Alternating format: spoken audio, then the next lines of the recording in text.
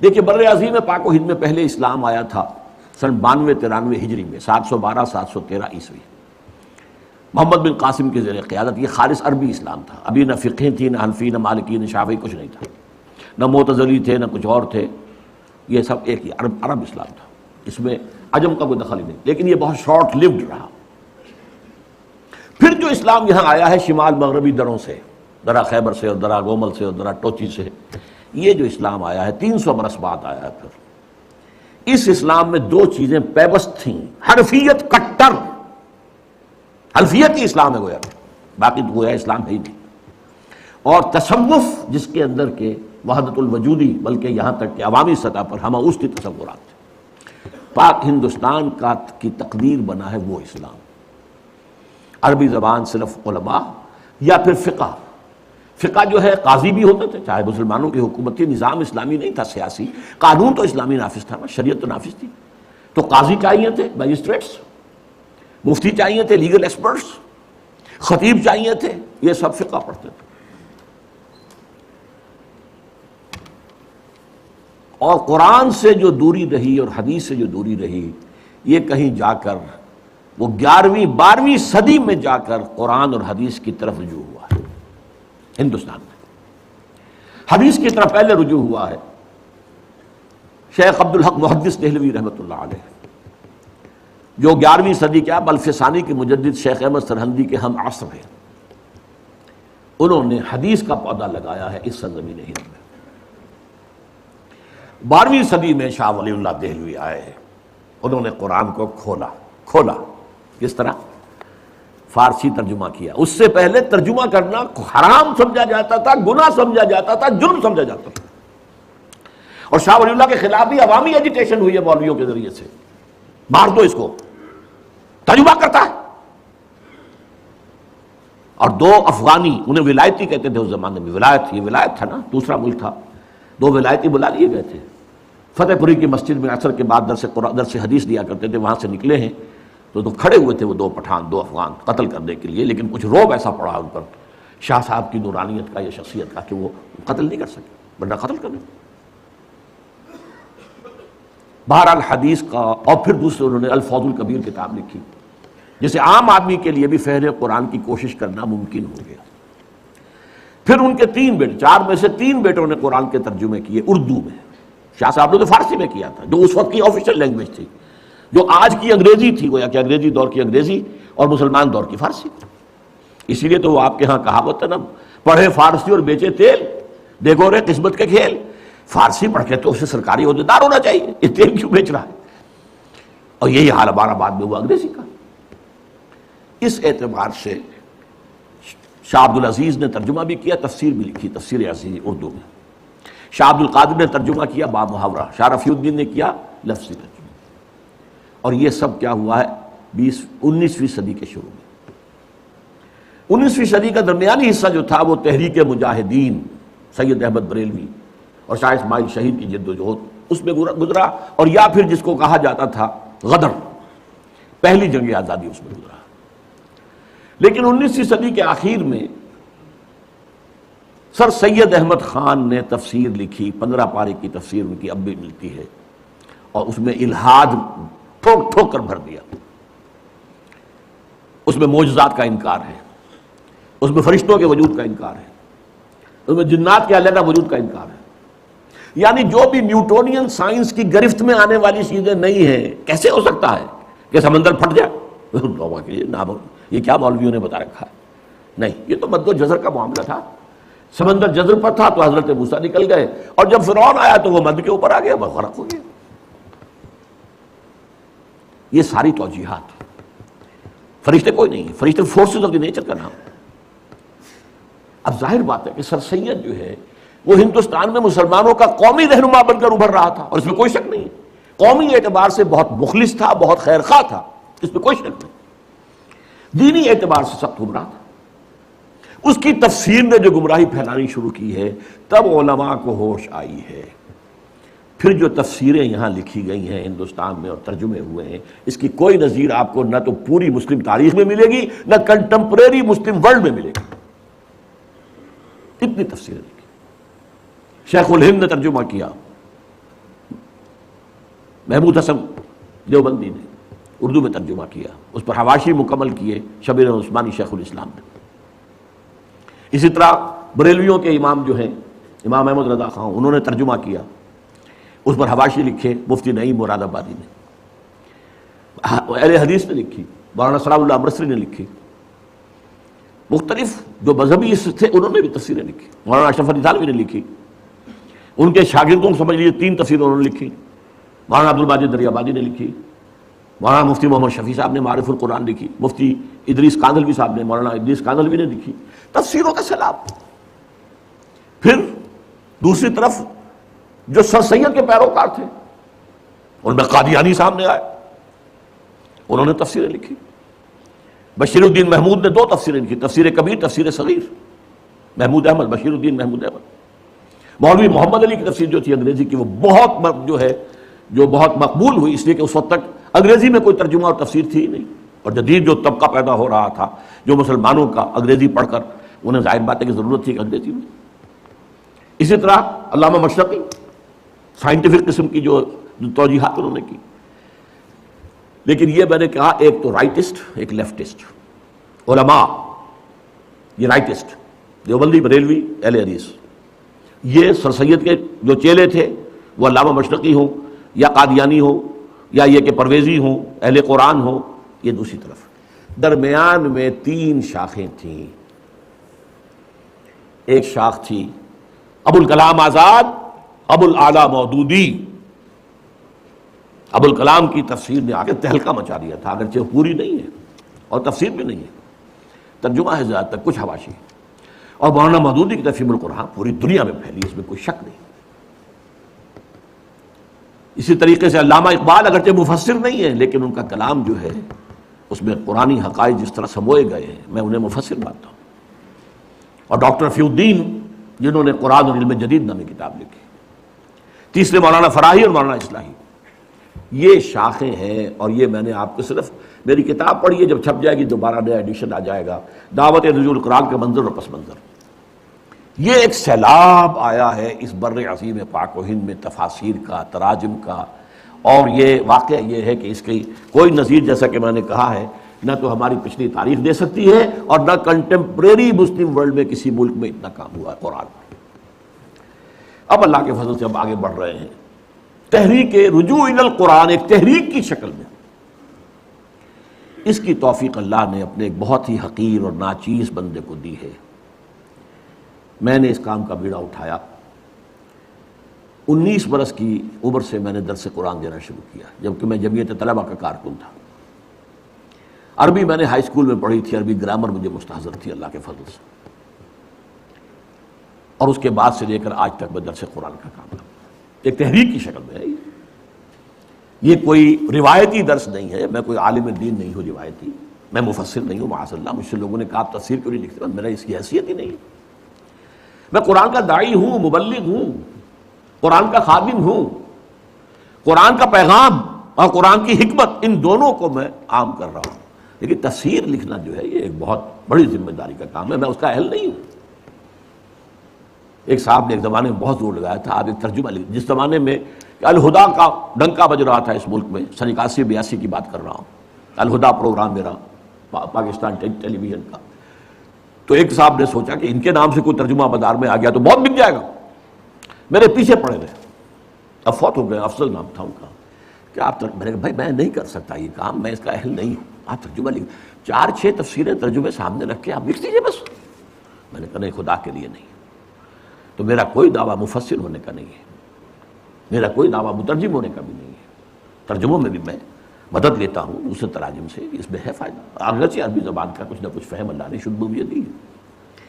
بہرحال یہ تحریک رجوع القرآن جو ہے یہ ایک فضل عظیم ہوا ہے اس حقیر سے بندے پر، اس نے اس کو تحریک کی شکل دی ہے۔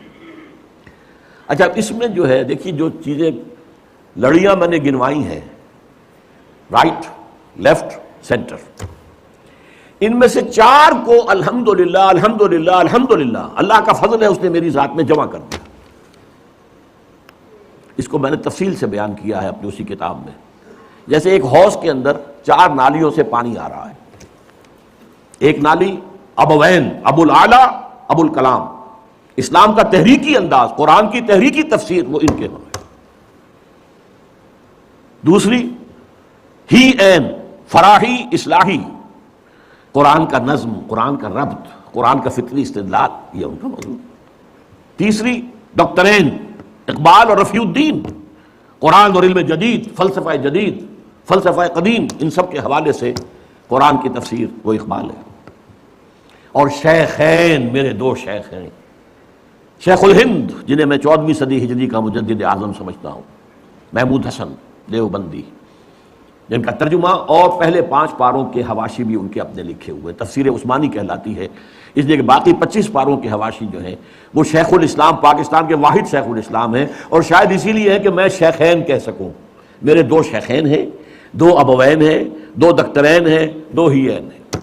ان 4 نالیوں سے، 4 پائپ سے میری حوضی کے اندر پانی آیا۔ اس پر اضافہ جو ہے یہ کہ اللہ نے مجھے منطقی ذہن دیا تھا، میں نے منطق پڑھی کبھی نہیں، اور میری تعلیم میں سائنس کا بیک گراؤنڈ شامل ہو گیا، ان سب کے سو بھی ہوا۔ پھر اب دیکھیے، گن لیجئے، صرف وقت نہیں ہے میرے پاس، تیزی سے ختم ہو رہا ہے۔ عوامی درس قرآن جس کا ذکر کیا شیخ الہند نے 1920 میں، وہ اللہ نے ہمارے ذریعے سے کروایا، 500 700 درس قرآن کے اندر اتوار کی صبح کو لوگ جمع ہوتے رہے۔ انجمن ہائے خدام القرآن، لاہور، کراچی، ملتان، جنگ، فیصل آباد، انجمن ہائے خدام القرآن، قرآن اکیڈمیز، لاہور، کراچی، ملتان، فیصل آباد، جنگ،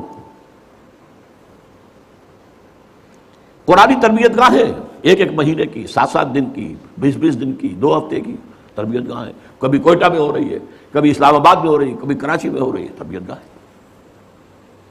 پھر تراویح کے ساتھ ترجمہ قرآن، یہ طرز خاص ہے، ایجاد میری، اس کا تصور نہیں کیا جا سکتا تھا کہ 5 گھنٹے، 5.5، اور شروع میں نے جب کیا تھا 6 گھنٹے لگتے تھے جبکہ تراویح ختم ہوتی تھی اور عشاء کی نماز۔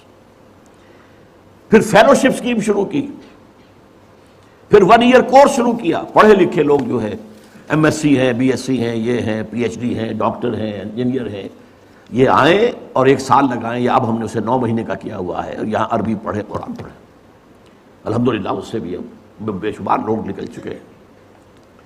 پھر یہ ہے کہ ایک بڑی ٹیم اب تیار ہو چکی ہے جو اعلیٰ تعلیم یافتہ لوگ ہیں، ایسے نہیں ہیں، انجینئر ہیں، ڈاکٹرز ہیں، MAs ہیں، MSCs ہیں، PhDs ہیں، وہ اب درس قرآن دے رہے ہیں۔ گئے دن کے تنہا تھا میں انجمن میں، یہاں اب میرے راستہ اور بھی۔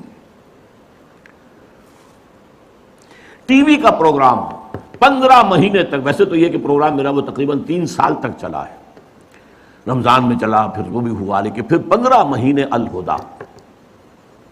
اور اب جو کچھ ہو رہا ہے، اب پوری دنیا میں ڈنکا بج رہا ہے۔ 1998 کا میرا بیان القرآن جو ہے تراویح کے ساتھ کیا ہوا، اب وہ ARY کے ذریعے سے، اسلام چینل کے ذریعے سے، اور نہ معلوم کتنے اور چینل ہیں، لندن بیس چینل ہیں، اس پر چل رہے ہیں، پوری دنیا سے اس کے اندر ڈنکا بج رہا ہے۔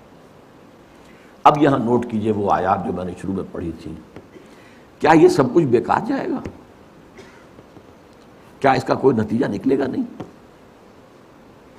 اتنی بڑی قرآنی تحریک کا، پھر میں کہوں گا پوری اسلامی تاریخ کے اندر کوئی مثال نہیں ہے، یہ میں اپنے کسی ذوق اور تکبر کی وجہ سے نہیں کہہ رہا ہوں، حقائق ہیں جو بیان کر رہا ہوں۔ اما بنعمت ربک فحدث، عوامی سطح پر یہ تحریک ہے۔ تو علماء جو ہے اپنے مدرسوں میں وہ بھی تھوڑا بہت قرآن پڑھتے تھے، باقی سارا جو ہے زور ان کا جو ہے وہ فقہ پر یا کچھ حدیث پر، بس قرآن پر تو نہیں تھا۔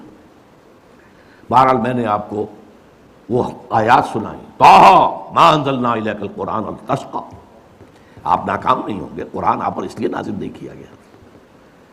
وبالحق انزلناہ وبالحق نزل وما ارسلناک الا مبشرا ونذیرا انہ لقول فصل وما هو بالہزل انہم یکیدون کیدا واکید کیدا۔ اور حدیث نبوی، ان اللہ یرفع بہذا الکتاب اقواما ویضع بہ آخرین۔ اب اس جو بھی جد و جہد یہاں ہوئی ہے اللہ کے فضل و کرم سے، اس کا ایک تو خاکم بدہن منفی نتیجہ نکلنے کا اندیشہ ہے پاکستان کے حق میں۔ جتنے بڑے پیمانے پر یہ دعوت نزول قرآن اس ملک میں چلی ہے، اور پھر بھی یہاں عوام کے اندر کوئی اسلامی تحریک برپا نہیں ہو سکی، عوام کا رخ نہیں ہوا، علماء نے نہ ریکگنائز کیا، نہ توجہ دی، نہ تائید کی، نہ تحسین کی، مخالفت کی۔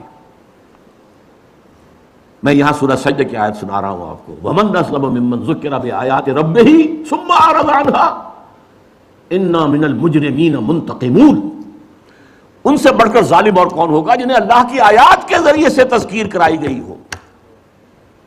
میں نے وعظ نہیں کہے ہیں، میں نے آیات الہی کا درس دیا ہے، میں نے آیات الہی کے ذریعے سے فذکر بالقرآن من یخاف وعید، تو ان سے بڑھ کر ظالم کون ہوگا جنہیں اللہ کی آیات، ان کے رب کی آیات کے ذریعے سے تذکیر کرائی گئی ہو، پھر بھی ثم اعرض عنہا، پھر بھی ان سے اعراض کیا ہو۔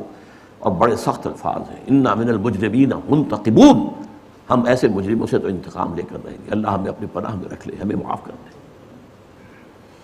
اور دوسری بات، وَإِن يَكْفُرْ بِهَا هَؤُلَاءِ فَقَدْ وَكَّلْنَا بِهَا قَوْمًا لَيْسُوا بِهَا بِكَافِرِينَ۔ یہ بھی حضور کی دلجوئی کے لیے آیت نازل ہوئی تھی سورہ انعام میں، اے نبی اگر آپ کی اس قوم نے اس قرآن کی ناقدری کی ہے، 10 برس میں آپ کو 100 آدمی ملے یہاں صرف ناقدری کی ہے۔ اِن یکفر بہا ہؤلاء، یہ آپ کی قوم، فقد وکلنا بہا قوما، ہم نے اس قرآن کے لیے ایک قوم کو تیار کر رکھا ہے، اس کے سپرد کی ہوئی ہے خدمت، لیسوا بہا بکافرین، وہ کافر نہیں ہوں گے، وہ اس کی ناقدری نہیں کریں گے۔ اور تاریخ نے ثابت کیا وہ سرزمین مدینے کی تھی، حضور کا قدم مبارک پہنچا بھی نہیں اور اسلام وہاں پہنچ گیا۔ 7 خزرجی حج کے موقع پر آئے ہیں اور ایمان لائے، اور پھر اگلے سال وہ غالباً 15 تھے، اور پھر کہا ہمیں کوئی آپ اپنے شاگرد دیجئے۔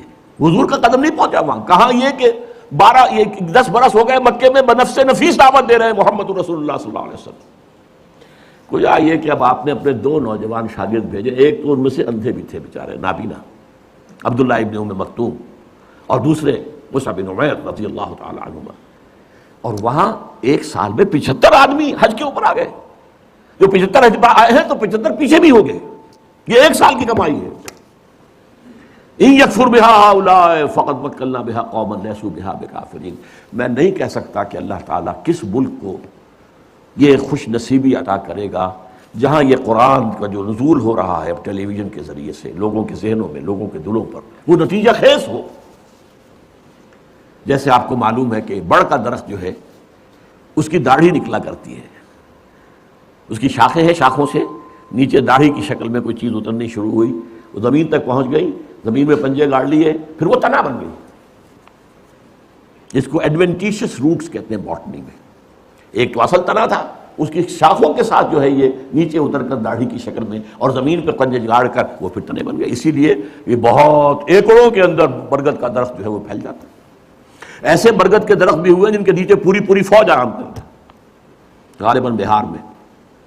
بہرحال میں نہیں کہہ سکتا، کہیں نہ کہیں تو یہ جڑ پکڑے گی یہ دعوت، میں نہیں ہوں گا لیکن اس کے نتائج کہیں نہ کہیں نکلیں گے، اس لیے کہ مجھے یقین ہے ما انزلنا علیک القرآن لتشقی انہ لقول فصل وما هو بالحزل بالحق انزلناہ وبالحق نزل اور ان اللہ یرفع بہذا الکتاب اقواما ویضع بہ آخرین۔ جو بھی قوم اس کو لے کر اٹھ کھڑی ہوگی کسے باشد، ہو سکتا ہے اللہ کسی غیر مسلم قوم کو توفیق دے دے۔ آخر تاتاریوں کے ذریعے سے اسلام مسلمانوں کو دوبارہ دنیا کے اندر عزت نصیب نہیں ہوئی تھی، کروڑوں مسلمانوں کو قتل کیا اور پھر اسلام نے انہیں فتح کر لیا ہے۔ آیا فتنہ تاتار کے افسانے سے پاسباں مل گئے کعبے کو صنم خانے سے۔